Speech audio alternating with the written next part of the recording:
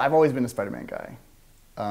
Since I was a kid, he was the cartoon that would play, you know, the cartoon from the 60s. So I was a kid in the 70s and 80s, so I would watch Spider-Man a lot, and I'd always love how he tried to do the best thing. He usually did not succeed in doing the best thing, but he was a good guy deep down inside, and he's always trying to do the right thing, and I just felt like that's a real guy, and I can relate to him, and you know, he did cool acrobatic flips and webs, and he wasn't too superhuman. He wasn't invincible, and he couldn't fly or zap things out of his eyes. He was grounded enough where I could relate to him and think like, hey, if I do a somersault over this fence, that's something Spider-Man could do. You know?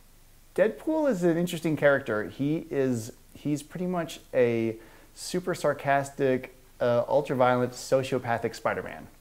So he's an assassin with crazy healing abilities that breaks the fourth wall and talks to the readers and talks to the audience while he goes on crazy, crazy adventures. Every time I draw Deadpool, he has a lot of weapons, a lot of guns, swords, knives, grenades, anything exploding, sometimes a toilet plunger. He's also got a bit of a Three Stooges aspect to him. He's a very funny character.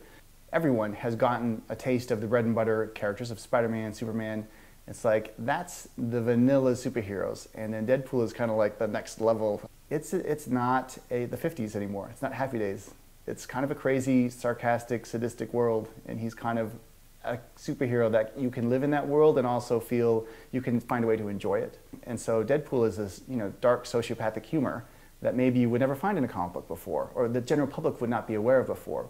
But it's kind of like Fight Club meets superheroes, you know? It's like that adult-style superhero movie that the audience had to be aware of Spider-Man and Superman before they could then be introduced to the next level of superhero.